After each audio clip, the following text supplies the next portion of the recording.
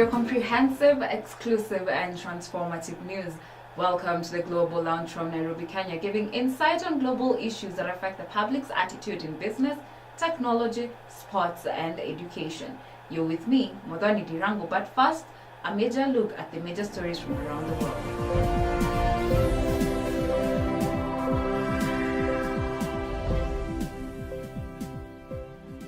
Muthoni Brown, a former teenage runaway who was forced into prostitution, was sentenced to life in prison after shooting and killing a man who bought her for sex.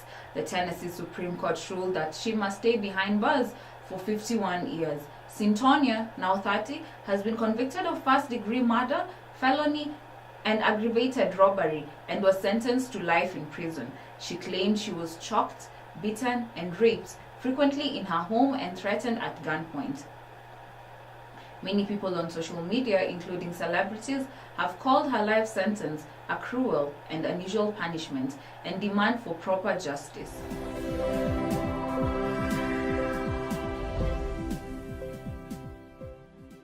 The number of Kenyans active on social media platforms has increased from 2017 to date. This is according to the State of the Internet in Kenya 2017 report. According to the report, a total of 10 million Kenyans were on WhatsApp, with 7.1 million of them being on Facebook. YouTube saw 8 million Kenyans actively using it during the year, with 4 million taking on Instagram. Instagram is popular among Kenyan millennials who use it to post interesting images of themselves. Most brands are yet to embrace the platform for business purposes. 1 million Kenyans used LinkedIn in 2017, according to the report. Most Kenyans used LinkedIn for professional purposes only, with the majority using it to look for jobs.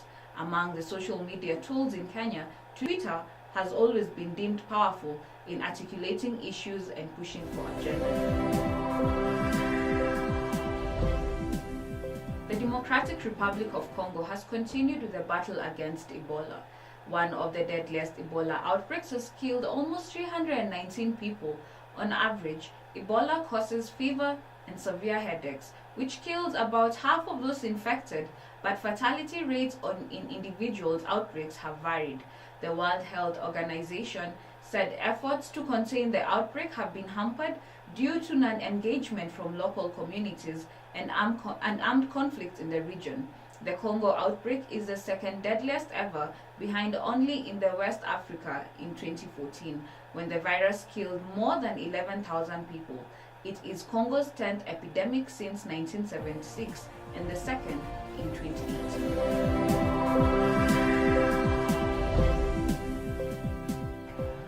Among the three global stories highlighted, we shall look at the impact of social media on the traditional 8 a.m. to 5 p.m. jobs. Kenyans are continually increasing in the rate and manner in which they use the various gadgets, can access the web, and any media interaction activities. Social media isn't just for socializing anymore, but has adapted and become a very important tool for businesses to take advantage of. It is safe to say social media sparks a statistical imperative for businesses to dip their toes into and see if they can't make some noise. According to Marketing Sharper Online, adults aged between 18 to 34 are most likely to follow a brand via social networking. 71% of consumers who have had a good social media service experience with a brand are likely to recommend it to others.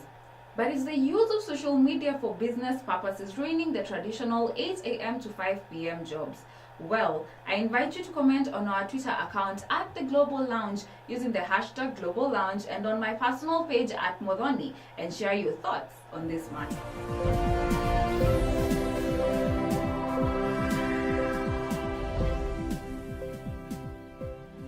And looking at your responses on Twitter, at Maureen Mumbi says, social media is the new place to be. We should be smart and use the platform to succeed in business. And moving on from your comments, our correspondent Brian Karani is on ground and he will give us more insight on this issue.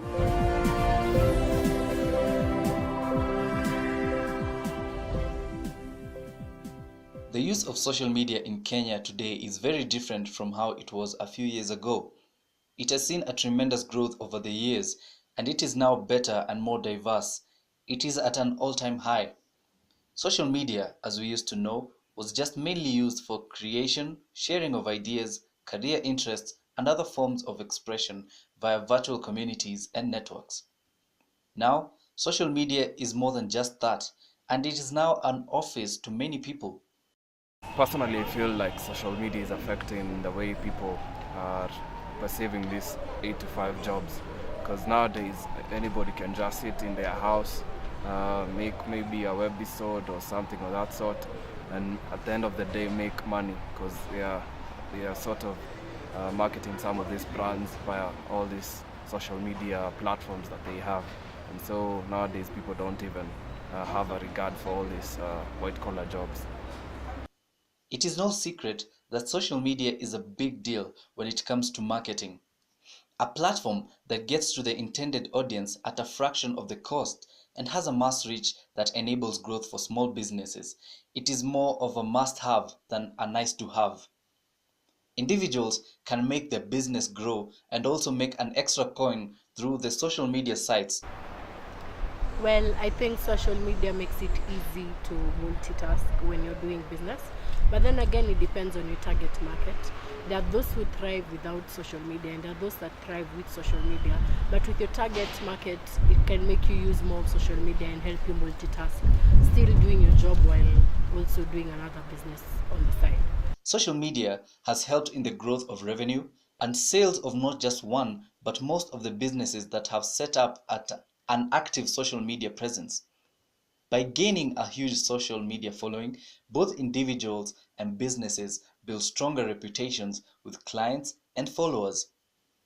Businesses and individuals are now more aggressive and engaging on social media with the aim of pushing forward their brands and content. Thank you, Brian, for that great feature. So, Brian, do you think that social media is affecting the traditional 8 a.m. to 5 p.m. jobs? Thank you very much, Muthoni. I think social media is affecting the normal working time, that is 8 to 5, because you find many people using social media as their source of income. You'll have many people working with have the social media blogs or online using websites and YouTube and Twitter and Facebook and Instagram. So when people earn from that such social media accounts, they don't really need to work on an 8 to 5 basis or a shift. So you'll find many people working through the night to the wee hours of the morning, or other people work through the day, other people sleep during the day. So yeah, it has affected the normal working time of employment. But really it is a good trend right now, because many young people are actually doing it. It's creating a lot of employment. So yeah, there are some upsides and downsides to social media, but I think it's using a good trajectory. And looking at your comments on social media, at Matthew Allen says, young people are so obsessed with social media jobs to the point that we've forgotten that 8 a.m. to 5 p.m. jobs are also important. Thank you for that, Alan, and keep sending your comments on the topic of the day. Our question of the day is social media affecting the traditional 8 a.m. to 5 p.m. jobs? To help me answer this question, joining me is Mr. Stanley Asembo, a social media influencer. Welcome to the show, Mr. Asembo. So, Mr. Asembo, in a world of digital space, what is the role of a social media influencer? People call them bigwigs, but I think it's a new career that is coming up. It's someone who's relatable with people from the internet, from their content, that anybody can relate with, or a big number of people can relate with personally. Thank you for that, Mr. Asembo. And can one rely primarily on the income that one gets from social media? If you get the right channels, like you get the right clients and all, it's a good business. You can do it fully, but I'd like to see it as a better side hustle than anything else. Thank you for that, Mr. Asembo. Also joining this conversation is Joanne Wangeshi, a stylist, blogger and entrepreneur who uses social media to promote her business. Welcome to the Global Lounge. You have been using social media to promote your business. How has it contributed to the success of your business? It's contributed in a big way, in a very big way, because I've been able to reach very many people that I would not have been able to reach physically or through my different networks. I've also been able to understand the logistics and the things that I can do to improve my business through social media as well. So it's helped me grow as a person, as a business, and it's also enabled me to reach a vast group of people and a wide variety of clients. And do you think that entrepreneurs should start using social media as a strategy for business growth? Yes, it is something that I definitely advocate for. Why? Because, as I mentioned earlier, you will be able to reach more people, and it's also a cheaper way of marketing as opposed to mainstream media. So you're able to market, to advertise, and to let people know what you're doing in a way that is more reasonable and cheaper, especially for startup entrepreneurs, as opposed to spending millions of money to do mainstream media advertising. So yes, I would definitely advocate for it. And to get some insight on the effects of social media on the traditional 8 a.m. to 5 p.m. jobs is Derek Chris, who has a bidding business. Thank you for joining us. You have been in business for 2 years now, and you do not use social media to promote your business. So do you think that social media will be a threat to your business? Not at all, because I personally rely on referrals from my customers and my clients. Because it also depends on the type of business that you run. If you run a business like mine, which is selling handmade jewelry, you actually rely on clients spreading the word online. And what better way to use it than Instagram? Because Instagram basically has become like the new marketplace for small-scale entrepreneurs like myself. So I don't feel it as a threat to spreading my business. And that was my able panel of Mr. Stanley Assemble, a social media influencer, John Wangeshi, a blogger, stylist, and young entrepreneur, and Derek Chris, an entrepreneur.